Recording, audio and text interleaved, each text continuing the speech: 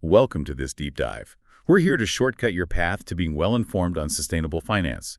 Today, we're digging into the latest global trends, looking at fund flows and also this really interesting fund naming phenomenon. We're drawing on the recent Morningstar Sustainalytics report and also some observations from the Why Perspective podcast. Yali and I posted about this on LinkedIn. She follows this whole sustainable investment narrative really closely. So our mission, figure out where sustainable investing is really heading. Okay, let's jump in with some top-line numbers. The second quarter of 2025, it actually saw a notable rebound for global sustainable funds. We're talking an estimated net inflow of about $4.9 billion. Yeah, that's quite a turnaround from Q1 when we saw those redemptions. Definitely. And what's particularly striking is that Europe was clearly the main engine behind this recovery.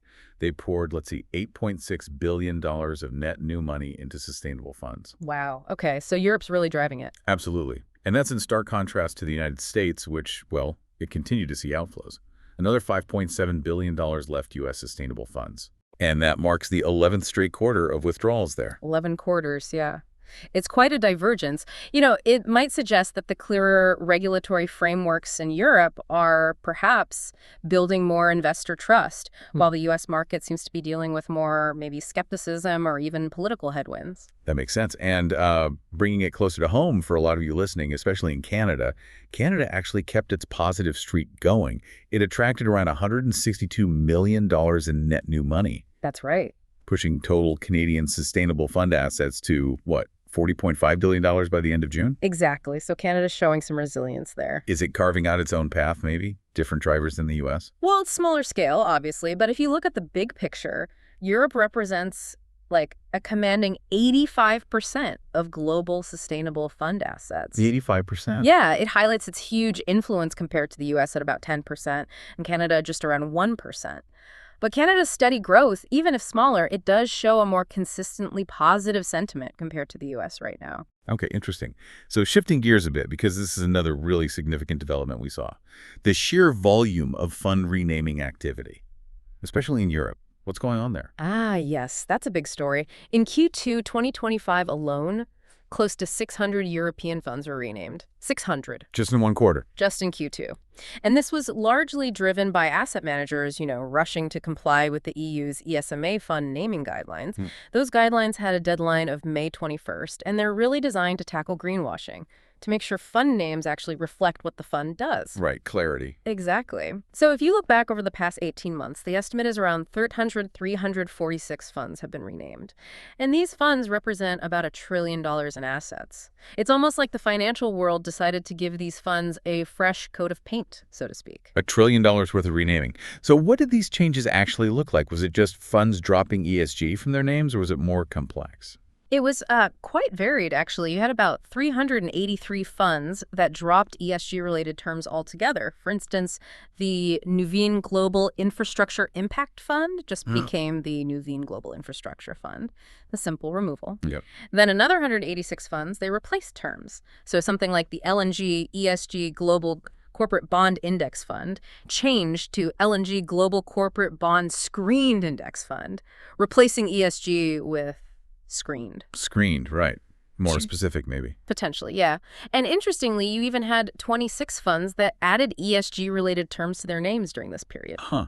So it wasn't all just about removal. What does this all imply then? If a fund changes its name, does that automatically mean its strategy change too? That's the million-dollar question, isn't it? And what's fascinating is that, no, dropping ESG terms didn't always mean a change in the underlying investment strategy. Yeah. For many of these funds, they're core sustainability focus, the way they actually invest, it remained intact. The name change was more about aligning with the new, stricter definitions in those ESMA regulations, not necessarily because their approach shifted. So compliance rather than a fundamental change in philosophy for some. Exactly. It sort of suggests a maturing market, perhaps, a recognition that clear, accurate labels are just paramount now. Okay. Were there any new terms that started popping up more, becoming more popular as alternatives? Oh, absolutely. We're definitely seeing terms like transition, pathway, and CTB, that stands for Climate Transition Benchmark, gaining traction. Transition, pathway, CTB. Yeah. And these often signal, a strategic focus on companies that are actively moving towards a lower carbon economy. They're not just buzzwords. And for passively managed funds, words like Select, committed, advanced, enhanced, and tilt are emerging as popular alternatives too. Interesting vocabulary shift. So bring this back to you, our listener, especially if you're in Canada. What insights can we pull from Europe's experience here as Canada thinks about its own path for sustainable finance rules? Well, Europe's proactive approach, using these stringent naming guidelines to fight greenwashing, it offers some really critical lessons, I think. Right now, Canada's own sustainability disclosure standards, the CSSB ones, they're currently voluntary. Right, voluntary for now. But here's the thing. Any Canadian fund manager looking to operate or, crucially, sell their funds into the European market, they'll have to comply with these EU regulations anyway. So the international rules have reach. Precisely. It really highlights how international frameworks are becoming increasingly crucial. They're shaping the landscape even for domestic markets like Canada as they figure out their own regulatory journey.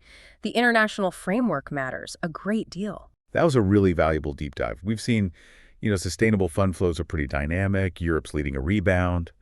And this huge reshaping of fund names, Yeah, driven largely by that push for regulatory clarity in Europe. definitely a lot happening. So for you, the curious learner out there, here's something to think about.